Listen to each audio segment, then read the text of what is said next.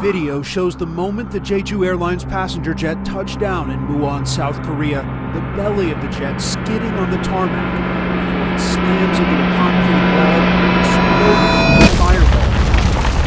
Flight 2216 was carrying 175 passengers. On December 29, 2024, a heartbreaking tragedy struck in South Korea. Jeju Air Flight 2216, a Boeing 737-800, crashed at Muan International Airport, claiming the lives of 179 people. There were only 2 survivors, both cabin crew members, who were lucky to escape the devastating incident. This event quickly became the deadliest aviation disaster in South Korea since 1997. The investigation is still ongoing, but the details that have emerged so far point to a series of unfortunate events leading up to the crash. Let's break down what happened, step by step, and try to understand how such a disaster occurred. Jeju Air Flight 2216 was a Boeing 737-8AS, a popular aircraft used by many airlines worldwide. The Boeing 737-800 model, part of the 737 Next Generation family, is known for its reliability and efficiency in short to medium-haul flights. This particular aircraft, registered HL8088, was built in 2009.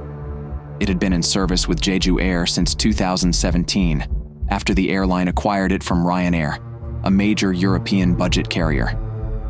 Ryanair had used the aircraft for several years before it was transferred to Jeju Air as part of their fleet expansion.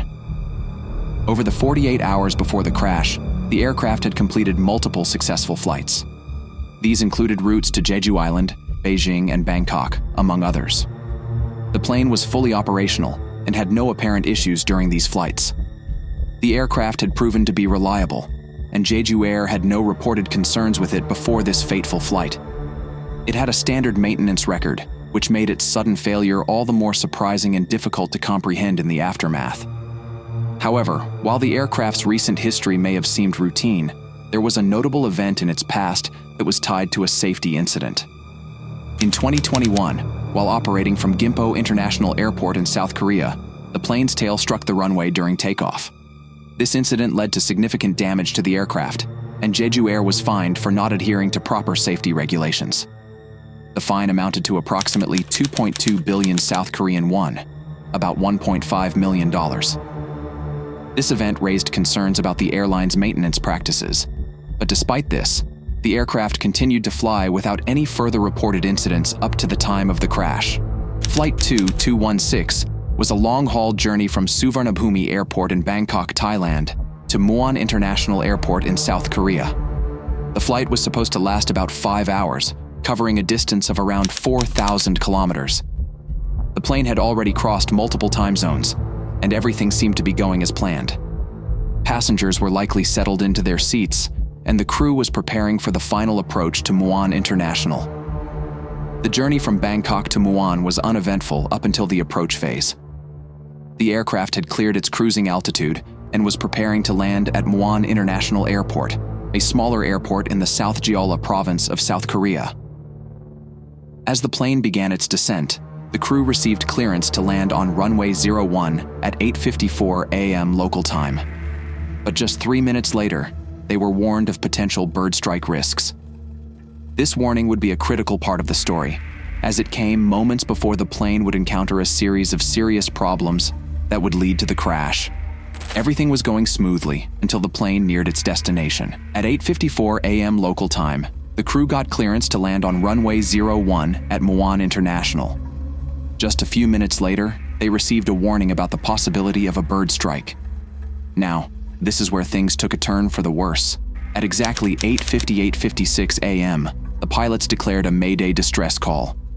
They announced that they would be going around, meaning they would try to climb back up and circle the airport to make another attempt at landing.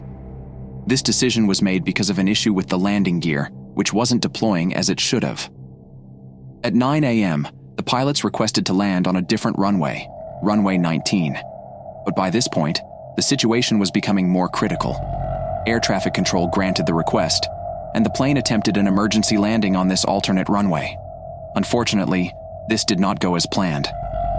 At 9:03 a.m., the aircraft made a belly landing. a risky maneuver where the plane lands without its wheels down. The plane touched the runway about 1,200 meters down the strip, and from there, things only got worse. The plane skidded down the runway, with flames and sparks shooting from one of the engines, before it hit a reinforced concrete embankment and exploded. The crash was catastrophic. The aircraft broke apart, and debris was scattered across a large area.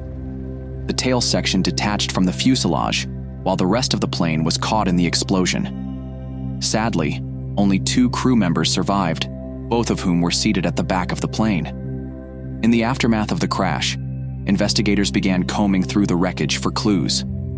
The preliminary report, which was released in late January 2025, revealed some unsettling details about what happened during the flight. One of the first and most troubling findings was that the flight recorders, the Flight Data Recorder, FDR, and the Cockpit Voice Recorder, CVR, stopped recording just minutes before the crash. They ceased to function around 8:50 a.m., just a few seconds before the Mayday call. This is a critical loss because these devices could have provided much-needed information during the final moments of the flight. Without these recordings, it became much harder for investigators to understand exactly what went wrong. The investigation also confirmed a bird strike occurred involving Baikal teals, a type of migratory duck. DNA evidence found in both of the aircraft's engines pointed to this particular bird species. Local residents reported seeing a flock of birds near the plane, and some even witnessed flames coming from the aircraft's engine. However, investigators are still working to figure out exactly when the bird strike happened and how many birds were involved. But that wasn't all. Another major issue was the landing gear failure. Despite the crew's efforts to deploy the gear for landing, it failed to come down, forcing the plane into a belly landing. This made the landing much more dangerous, especially considering that the plane's momentum caused it to overshoot the runway and hit a localizer embankment. The embankment, which was a reinforced concrete structure, caused a massive explosion and scattered debris far from the crash site. The crash of Jeju Air Flight 2216 was a devastating tragedy, claiming the lives of 179 people, including all 175 passengers and 4 crew members aboard the plane. Only 2 people survived, both of whom were part of the cabin crew. The survivors were found at the rear of the aircraft, a section that detached from the fuselage during the crash. Their survival in such a catastrophic event was a rare and unexpected outcome, given the severity of the crash and the destruction of the plane. One of the survivors, a 32-year-old man, was found with serious injuries, including a fractured left shoulder and a head wound. When he was discovered, he was disoriented and in shock, asking, "What happened? Why am I here?" His memory of the crash was completely blocked, which is not unusual for survivors of traumatic events. Psychological trauma, especially in the wake of such a severe crash, can cause temporary memory loss or confusion. The man later expressed that he couldn't remember anything after fastening his seatbelt before the plane attempted its emergency landing. His inability to recall the events highlights the intense mental strain that traumatic experiences can have on survivors. The other survivor, a 15-year-old girl, was rescued from the tail section of the plane at around 9:50 a.m., nearly 50 minutes after the crash occurred. She had suffered injuries to her scalp and a fractured ankle, and was taken to the hospital for further treatment. Like the 32-year-old survivor, she did not have any memory of the crash itself. She could not remember what happened after the plane began its emergency landing. Survivors of such disasters often experience confusion or memory loss due to the shock and stress their bodies undergo in such extreme situations. Her injuries and memory loss were a harsh reminder of the physical and psychological toll the crash had on the survivors. The 2 survivors, though fortunate to have escaped with their lives, faced an arduous road to recovery, both physically and mentally. Beyond their immediate injuries, the psychological trauma would likely stay with them for a long time. Witnessing the death of so many people and experiencing such a terrifying ordeal can leave lasting effects on survivors. In the aftermath of the crash, both survivors were treated for their injuries, but it was clear that their recovery process would also require support for their emotional well-being. The mental and emotional scars from this kind of traumatic event can be just as severe as the physical injuries, and it is often a long and difficult journey for survivors to fully heal. While the two survivors were fortunate to have lived through such a tragic accident, their survival did not diminish the profound loss experienced by the families of the 179 victims. The crash left an indelible mark on the families and communities of the deceased, and the recovery of the survivors only underscored the magnitude of the event's impact. The loss of so many lives in such a sudden and horrific way brought grief to countless people, and their memories of their loved ones will be carried forever in the hearts of those left behind. As soon as the crash occurred, emergency services were alerted, and a massive response effort was set into motion. The crash was reported at 9:03 a.m. local time, and within minutes, fire, police, and military personnel were dispatched to Muan International Airport. The initial response was swift and well-coordinated. More than 1,500 personnel were involved in the emergency operation, including 490 firefighters, 500 military personnel, and 455 police officers. The fire response teams were quick to tackle the blaze that erupted after the crash, and within 43 minutes, the flames were successfully extinguished, which was crucial to preventing further damage and loss of life. Despite the fast response to the fire, the recovery operation was much more challenging and took several days. The wreckage was widespread, and many of the passengers were ejected from the plane upon impact. Bodies were found scattered over a large area, with some being located up to 200 meters from the crash site. The severity of the crash, combined with the extensive wreckage, made the recovery process slow and meticulous. Emergency personnel worked carefully to search through the debris and recover victims, while also securing any important evidence that could help with the investigation.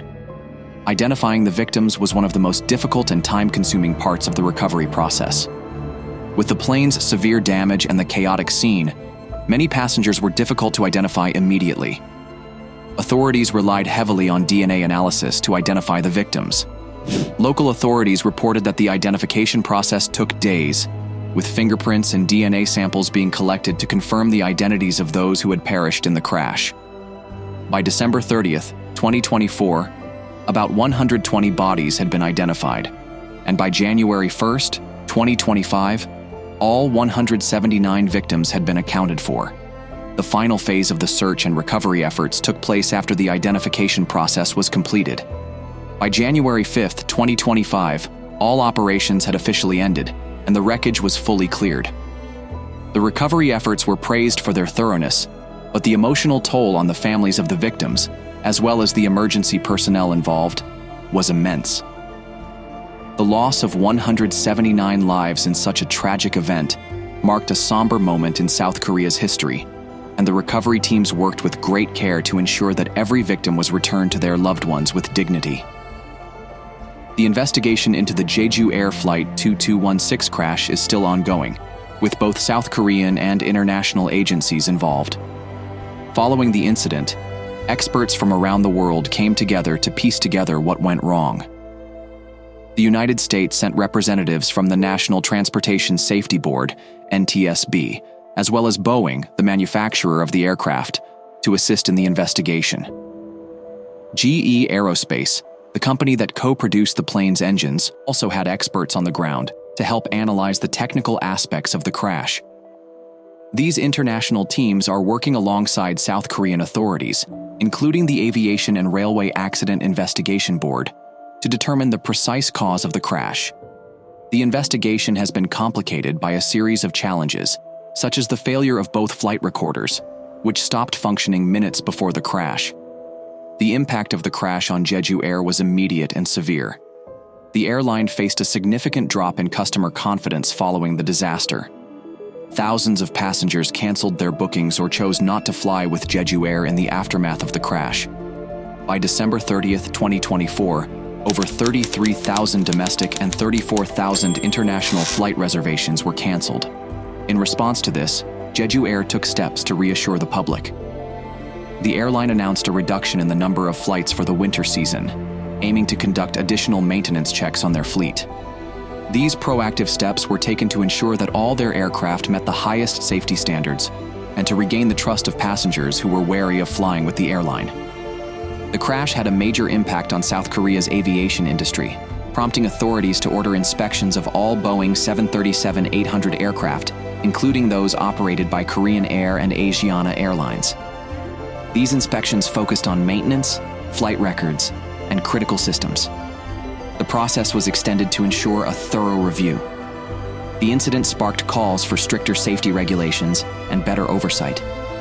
It also highlighted issues with flight recorders and airport infrastructure. The aviation industry now faces increased pressure to improve safety standards across the board.